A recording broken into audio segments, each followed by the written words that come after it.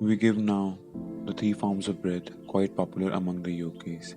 If this series contained nothing more than these three exercises, it would still be an invaluable gift to the Western students.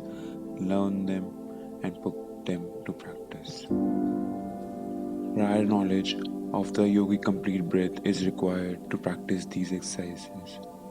Please refer to part 1 of the series to learn how to use the yogi complete breath. Now, the three forms of breath. The first is the well known yogi cleansing breath, to which is attributed much of the great lung endurance found among the yogis. They usually finish up a breathing exercise with the cleansing breath, and we have followed this plan in this video.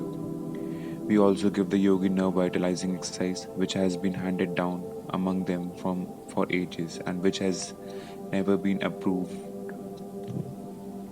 or rather improved upon by Western teachers of physical culture, although some of them have borrowed it from the teachers of yoga. We also give the yogi vocal breath, which accounts largely for the melodious, vibrant voices of the better class of the Orient yogis. The yogi cleansing breath. The yogis have a favorite form of breathing which they practice when they feel the necessity of ventilating and cleansing their lungs. Speakers, singers, etc. will find this breath especially restful after having tired their respiratory organs. Inhale a complete breath. Retain the air for a few seconds. Pucker up the lips as if for a whistle, but do not swell out the cheeks. Then exhale a little air through the opening with considerable vigor. Then stop for a moment, retaining the air, and then exhale a little more air. Repeat until the air is completely exhaled. Remember that considerable vigor is to be used in exhaling the air through the opening in the lips. This exercise should be practiced until it can be performed naturally and easily. The yogi nerve vitalizing breath. This is an exercise well known to the yogis who consider it one of the strongest nerve stimulants and invigorants known to man. Its purpose is to stimulate the nervous system, develop nerve force, energy, and vitality. This exercise brings a stimulating pressure to bear on important nerve centers, which in turn stimulate and energize the entire nervous system and send an increased flow of nerve force to all parts of the body. Stand erect. Inhale a complete breath and retain the same.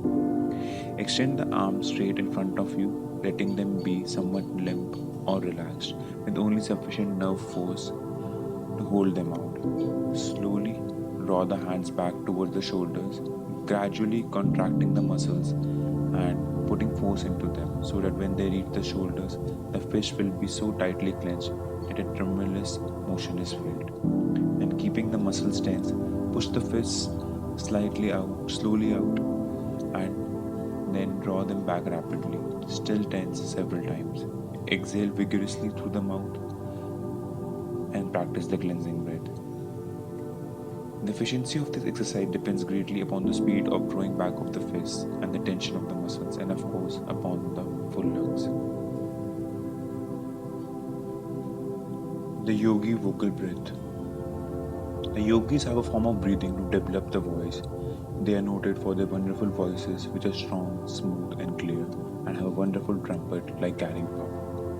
The exercise given below will in time impart the above mentioned qualities or the yogi voice to the students who practice it faithfully.